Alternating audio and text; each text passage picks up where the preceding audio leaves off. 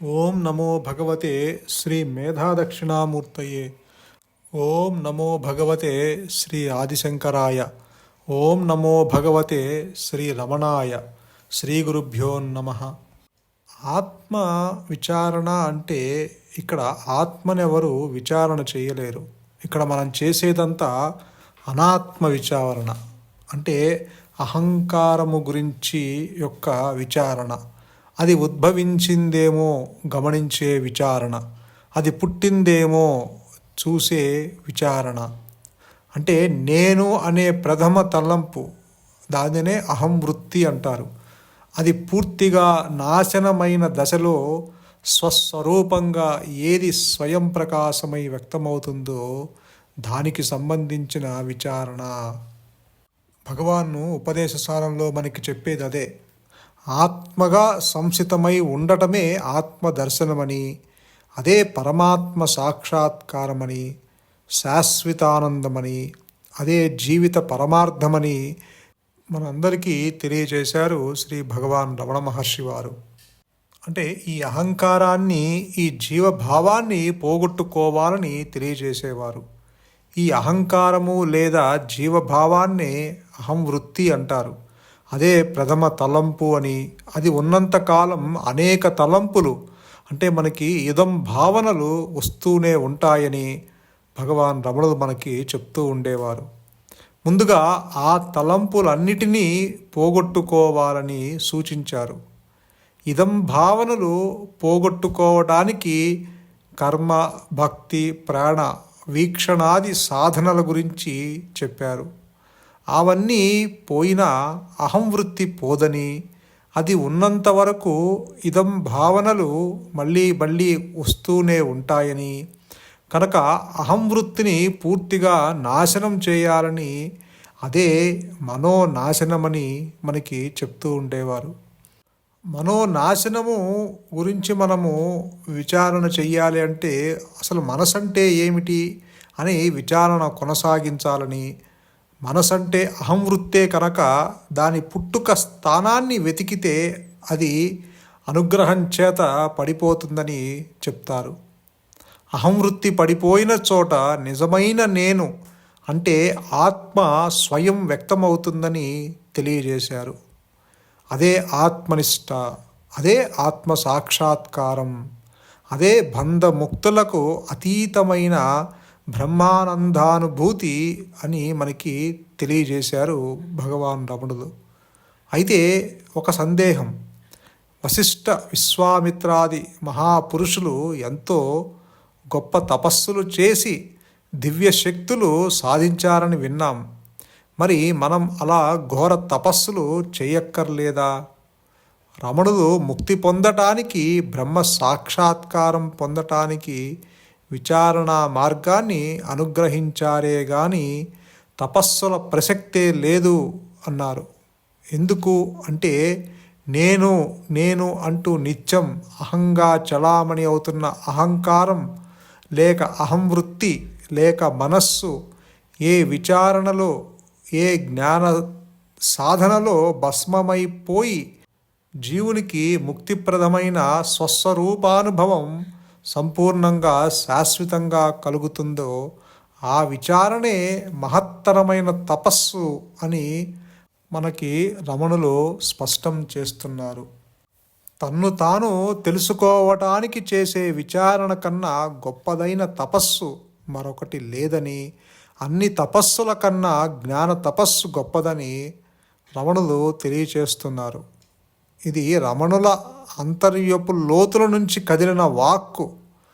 ఆత్మానుభవంలో నిరంతరం నిలిచిన రమణులు తెలిపిన గొప్ప సత్యమే. నేను అంటే జీవుణ్ణి, అల్పుణ్ణి అని, పరిమితమైన వాడిని అనే భావన కలిగి ఉన్నందువల్లనే మనకు ఏదో బంధంలో ఉన్న భావన కలుగుతుంది. అజ్ఞానం వల్ల నేను ఆత్మను అని తెలియనందువల్లనే ఈ భావన ఉంటుంది. ఈ అజ్ఞానాన్ని పోగొట్టుకొని జ్ఞానంలో నిలవడమే ముక్తి. ఎప్పుడైతే అనుగ్రహం చేత ఈ అజ్ఞానము తొలగిపోయిందో ఆద్యంతరహితము, సూక్ష్మాతి సూక్ష్మము, సర్వవ్యాపకము, సచ్చిదానంద స్వరూపము అయిన ఆత్మగా ఆత్మలో ఉన్నట్లయితే ఇక బంధం ఏమిటి, ముక్తి ఏమిటి? ఆత్మ సర్వ స్వతంత్రం, అది ఒక్కటే, రెండోది లేదు. కనుక దాన్ని బంధించే మరొకటి ఉండే వీలు లేదు. కనుక బంధం నుంచి విడిపించుకొని ముక్తి పొందడం అన్న ప్రశ్న కూడా లేదు. జైల్లో ఉన్నట్టు కలవస్తే అయ్యో జైల్లో ఉన్నానే, ఎలా తప్పించుకోవాలి అని మదన పడతాం, ఏవో ప్రయత్నాలు చేస్తాం. మెలకువ వచ్చాక ఇంట్లోనే పరుపుపై హాయిగా పడుకొని ఉన్నాక ఆ ప్రయత్నం చేస్తామా? తప్పించుకోవాలని అనుకుంటామా? లేదు. స్వప్నంలో భ్రమలో ఉన్నంత కాలమే ఆ భావన. మేలుకున్నాక బంధింపబడటము ఉండదు, బయటపడాలన్న తపన ఉండదు. అదే కోవలో బ్రహ్మానుభూతిలో నేను ఆత్మను అనే ఆత్మనిష్టలో నిలిస్తే ఇక బంధము లేదు, ముక్తి లేదు. చీకటిలో తాడుని చూసి పాము అనుకోవడం మన భయానికి కారణం.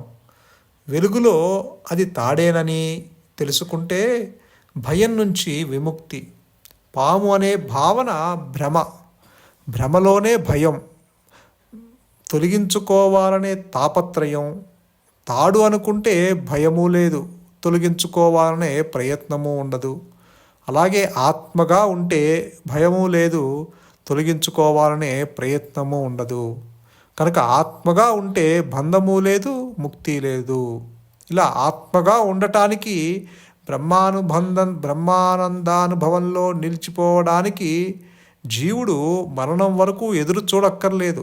ఇక్కడే ఈ దేహంలో ఉండగానే నేను ఆత్మను, నన్ను నేను ఇంతవరకు మరిచిపోయాను, నేను ఎల్లప్పుడూ ఆత్మనే అని సద్గురు ద్వారా శ్రవణం చేసి మనన నిధిధ్యాసనలతో అన్ని అర్హతలు పొందిన ఆ జీవుడు చివరికి అనుగ్రహం చేత ఆత్మలో సంసిద్ధులవుతాడు.